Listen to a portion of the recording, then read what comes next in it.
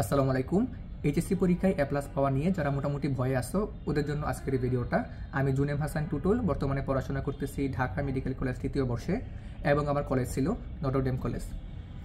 3 থেকে 4 মাস একটু রেগুলারলি পড়াশোনা করে এইচএসসি পরীক্ষায় খুব সহজেই একটা এ প্লাস এনশিওর করা সম্ভব। এই কথা শোনার পর অনেকে ট্রিগার্ড হতে পারো বা অ্যাটাক দিতে পারো, বাট আসলেই সত্য কথা। কেন বলতেছি, যারা মোটামুটি বোর্ড প্রশ্ন অ্যানালাইসিস করো তারা জানো যে বোর্ড পরীক্ষায় যে প্রশ্নগুলো আসে, সিকিউ বলো বা এমসিকিউ বলো, প্রত্যেকটাই বারবার রিপিট আসে। হয়তো বিগত বছরে সেম টপিকটা রিপিট আসে বা সেম কোশ্চেন রিপিট আসে। তো সেই ক্ষেত্রে এ প্লাস পাওয়াটা আসলে খুবই সহজ, স্পেশালি যারা বিজ্ঞান বিভাগ থেকে পড়াশোনা করছো ওদের জন্য আরও সহজ। এখন মডেলসের শেষ 3 মাস সময় আছে। আমি বেশ কয়েকটা কথা বলবো যেগুলো একটু ফলো করতে পারলে আশা করি এ প্লাস পাওয়া নিয়ে কারো দ্বিতীয়বার চিন্তা করা লাগবে না। প্রথম কথা, টার্গেটটাকে ফিক্সড রাখা। টার্গেট কোনটা? এ প্লাস পাওয়া, অথবা ভালো একটা মার্ক ক্যারি করা, অথবা বোর্ড পরীক্ষায় ভালো একটা রেজাল্ট করা। তোমার টার্গেট এটা। কিছু উচ্চাভিলাষী মানুষ থাকে যারা এই সময়টাতে, এই ক্রুশাল সময়ে অ্যাডমিশন ওরিয়েন্টেড পড়াশোনা শুরু করে, এমসিকিউ সলভ করে, কোচিংয়ের বই পড়ে। আমি এরকম ছিলাম। আমি আমার পরীক্ষা চলাকালীন সময়েও সেম কাজ করছি, ঠিক আছে? তো এরকম অনেকে থাকবা যারা মোটামুটি শিওর যে না, আমার এ প্লাস কোনোভাবে মিস হবে না, নিজের উপর ভরসা আছে, কনফিডেন্স আছে, সেই ক্ষেত্রে তুমি এই কাজটা করতে পারো। অন্যথায় এই কাজ করার কোনো প্রয়োজন নাই। দেখো, আমি ধরে নিচ্ছি তুমি একজন মেডিকেল অ্যাডমিশন ক্যান্ডিডেট। তোমার ক্ষেত্রে কিন্তু এক্সাম কিন্তু 100 মার্কের না। তোমার পরীক্ষা হয়, গত বছরে যদি কম্পেয়ার করি, 200 মার্কের পরীক্ষা, যার মধ্যে 100 মার্ক জিপিএর উপর। অর্থাৎ জিপিএটা এনশিওর করাও কিন্তু তোমার ভর্তি পরীক্ষা প্রিপারেশনের একটা অংশ, তাই না? আচ্ছা, এখন কি বললাম যে প্রথমে টার্গেটটা ফিক্স রাখা, 1 নৌকায় পা দিয়ে চলা। তুমি এখন পড়বা, বোর্ড পরীক্ষার জন্য পড়াশোনা করবা, আবার অ্যাডমিশনে পড়াশোনা করবা। এরকম করলে কিন্তু আলটিমেটলি কিছুই হবে না। গোলটা ফিক্স রাখো, ঠিক আছে?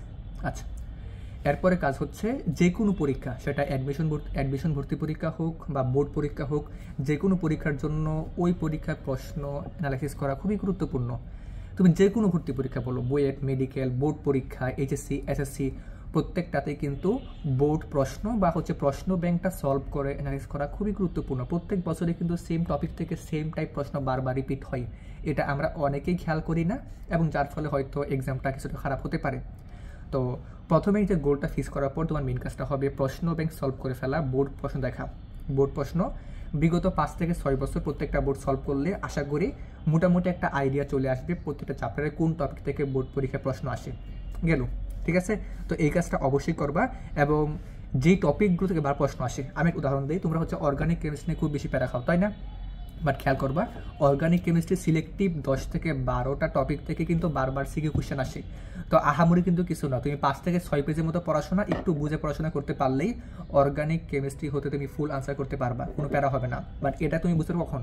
যখন তুমি প্রশ্নগুলো একটু অ্যানালাইসিস করবা, প্রশ্নগুলো সলভ করবা, তখন বুঝতে পারবে যে না, এই টপিক থেকে প্রশ্ন বারবার আসতেছে বোর্ড পরীক্ষায়, আমার এই টপিকটা গুরুত্বপূর্ণ এবং এটা আমার জোর দিয়ে বারবার পড়তে হবে। এবং অবশ্যই বেসিকটা ক্লিয়ার রাখা লাগবে, যাতে প্রশ্নের প্যাটার্নে সামান্য চেঞ্জ আনলেও আমার আনসার করতে কোনো সমস্যা না হয়, ঠিক আছে?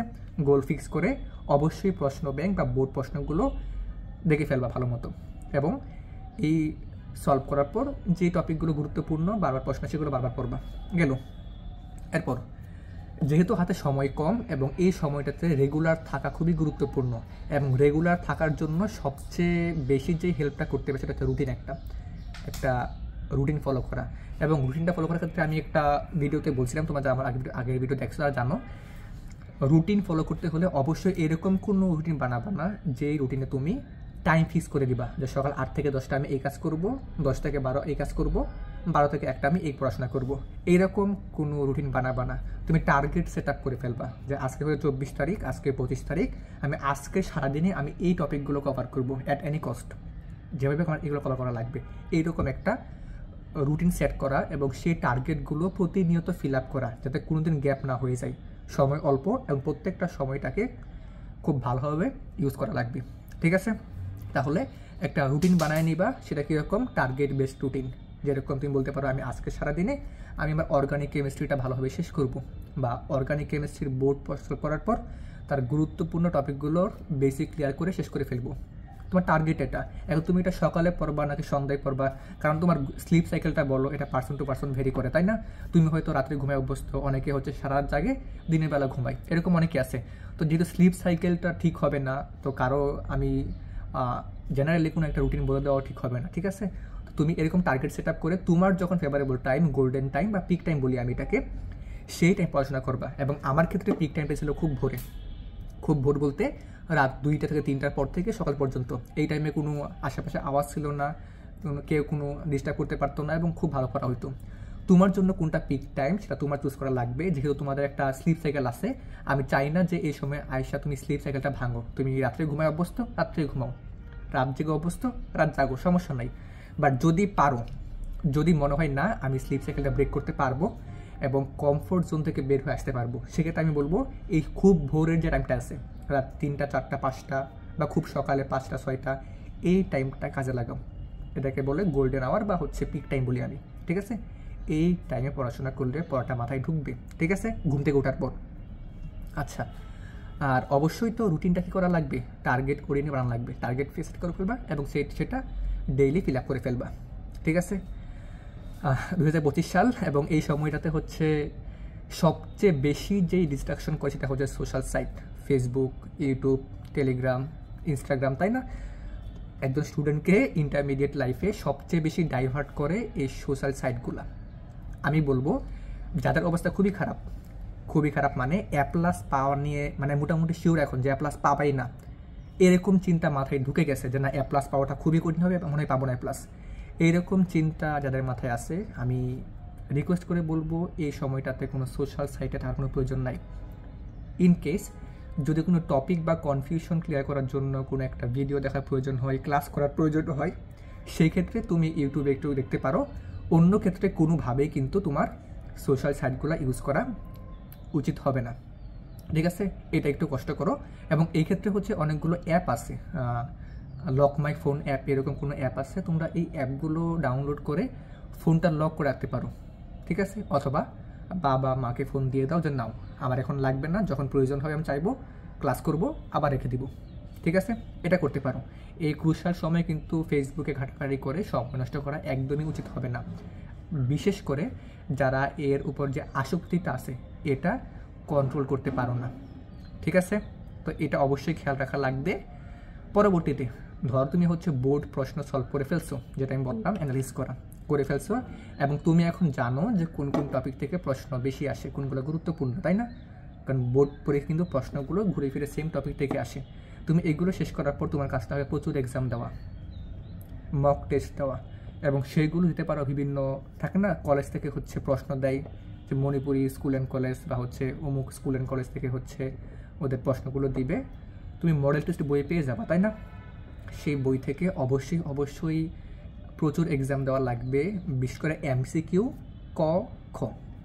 কী জন্য বলি, কারণ MCQতে কিন্তু ভ্যারিয়েন্ট খুবই বেশি।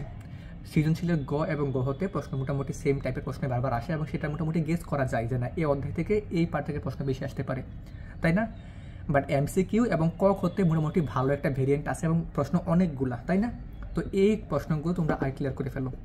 সেটা বোর্ড পরীক্ষার প্রশ্ন সলভ করার পর তুমি বিভিন্ন স্কুল কলেজের প্রশ্নগুলো দেখো, ঠিক আছে? সেগুলো সলভ করো, এবং বাসায় কিন্তু এক্সাম দেওয়া লাগবে। তুমি হুট করে যে 3-4 মাস কোনো লেখালেখি করবা না, এক্সাম দিবা না, হঠাৎ ATC পরীক্ষা বসে পড়বা, সেখানে কিন্তু ভালোই প্যারা খাওয়া লাগবে, ঠিক আছে? এটা অবশ্যই করা যাবে না। সবচেয়ে ইম্পর্টেন্ট টপিক, সবচেয়ে ইম্পর্টেন্ট কথা, এই 3 মাস সময়ের মধ্যে অসুস্থ হওয়া যাবে না। তোমরা অনেকে কী করো, এতই পড়াশোনা করো, খাওয়া দাওয়া, গোসল, নিজের ঘুম, এই বিষয়গুলোর যে একটা হারমোনি থাকা উচিত, তোমরা সেটা ব্রেক করে ফেলো। যার ফলে আলটিমেটলি কী হয়, আলটিমেটলি তোমার কিন্তু শরীর খারাপ করে, অসুস্থ হয়ে যাও। এরকম কিন্তু অনেক দেখছি আমি যারা অসুস্থ হয়ে গেছো, ঠিক আছে? এই জিনিসটা খেয়াল রাখা লাগবে। যে বিষয়গুলো বললাম খুব আহামরি কথা না, বাট খুবই গুরুত্বপূর্ণ কথা, মানে খুব যে আনকমন কথাবার্তা এরকম না, খুবই কমন বাট গুরুত্বপূর্ণ। কী কী বললাম, কত টার্গেট ফিক্স করা, টার্গেট একটা ফিক্স করা, এবং যারা খুবই অ্যাডভান্স লেভেলে আসো ওরা অবশ্যই অ্যাডমিশন করে পড়াশোনা করতে পারো, কোনো প্যারা নাই। বাট যাদের জন্য A+ পাওয়াটা মেইন বিষয় এখন, টার্গেট এটা, সেক্ষেত্রে অবশ্যই অ্যাডমিশন নিয়ে এখন চিন্তা করা লাগবে না, কারণ বোর্ড পরীক্ষায় A+ পাওয়াটাও কিন্তু তোমার কি অ্যাডমিশন পরীক্ষার একটা অংশ। দ্বিতীয়ত বোর্ড পরীক্ষার প্রশ্ন সলভ করা, একটা টার্গেট সেট করা, রুটিন ফিল আপ করা, প্রতিনিয়ত সেই টার্গেটটা ফিল আপ করা, প্রচুর এক্সাম দেওয়া, নিজের গোল্ডেন আওয়ার বা পিক টাইমটাকে ইউটিলাইজ করা, সোশ্যাল সাইটগুলো অ্যাভয়েড করা এবং পরবর্তীতে নিজের শরীরের প্রতি যত্নবান হওয়া, যেটা খুবই ক্রুশাল। ঠিক আছে, অনেক এরকম হয়েছে অসুস্থ হওয়ার ফলে পরীক্ষায় দিতে পারে নাই, এইগুলো করা যাবে না। এই ছিল মোটামুটি কথাবার্তা। আমি কোনো সাবজেক্ট ওয়াইজ প্রিপারেশন রুটিন দিব না, আমি পরবর্তীতে কোনো একটা ভিডিওতে বা আমার যে টেলিগ্রাম চ্যানেল আছে সেখানে আমি এই সাবজেক্ট ওয়াইজ তোমাদের যে কোনো কোয়েশ্চেন থাকলে আমি আনসার দিব, বা পরবর্তী কোনো ভিডিওতে সাবজেক্ট ওয়াইজ প্রিপারেশন নিয়ে আমি ভিডিও দিব। আপাতত এই 3 মাসের প্রিপারেশন ওয়াইজটা কীরকম হওয়া উচিত আমি আইডিয়া দিলাম। যদি আরও কোনো কোয়েশ্চেন থাকে তোমরা কমেন্টে করতে পারো, অথবা আমি একটা কমেন্টে বা ডেসক্রিপশনে লিঙ্ক দিয়ে দিব টেলিগ্রাম চ্যানেল বা ফেসবুক গ্রুপের, তোমরা সেখানে প্রশ্ন করলেও আমি চেষ্টা করব উত্তর দেওয়ার। এই তো, টাটা, আসসালামু আলাইকুম।